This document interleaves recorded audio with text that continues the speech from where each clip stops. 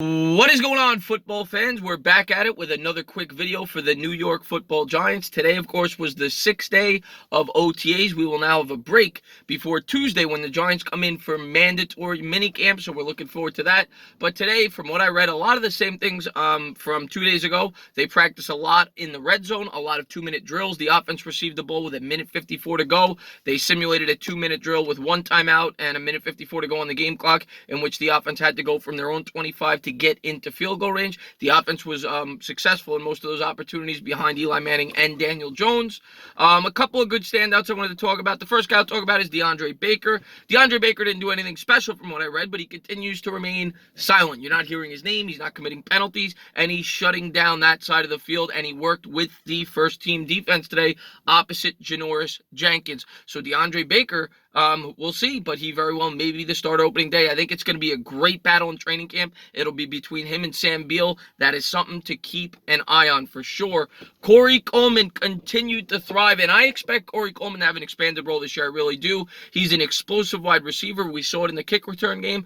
Obviously a former first-round pick, and maybe he could gel into something and be the type of receiver this team needs, that explosive receiver that could take the top off a defense. He continued to thrive. He made a couple of spectacular catches, caught a touchdown in the one-on-one drills in the red zone thrown from Eli Manning. So Coleman continues to impress on the offensive side of the football. The other guy I wanted to touch on, of course, was Daniel Jones. Daniel Jones, everyone has said today was his, some people said his best practice of all the OTAs. They said the ball barely hit the ground. He was quick in his decision-making. He continued to display pretty good arm strength. And Daniel Jones has been impressive so far. The other thing, Pat Shermer was quoted as saying that he knew coming in that Daniel Jones was going to be very well prepared, of course, because of the coach he learned from in college at Duke. And he said that the only question was how he was going to pick up the Giants playbook. And he said he's been extremely impressed. Of course, we read all the reports that Daniel Jones has been following around Eli Manning like he's his father. It's like son and father, and they seem to be gelling very well. Eli Manning did pretty well from what they said in the 2-minute warning and in the red zone. However, he threw a couple of picks today.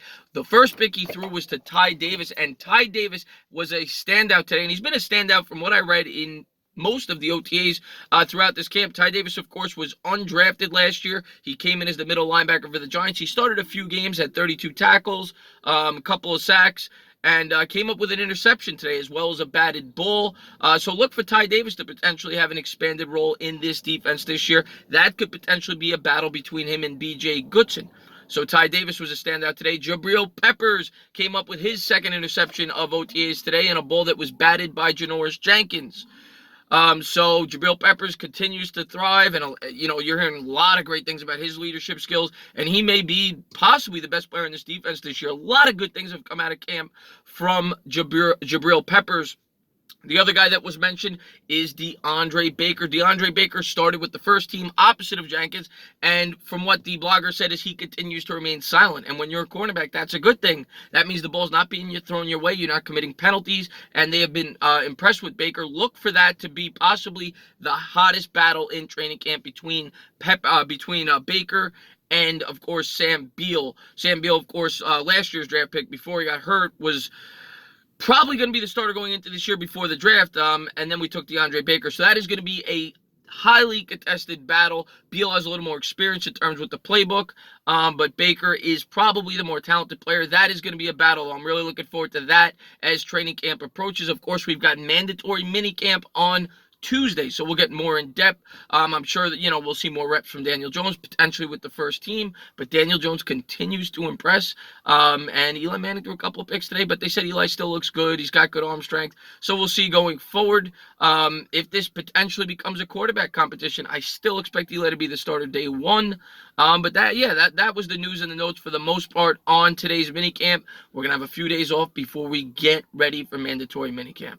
So as always, if you liked what you watched, please subscribe, drop a comment, maybe give me a little thumbs up. Cheers.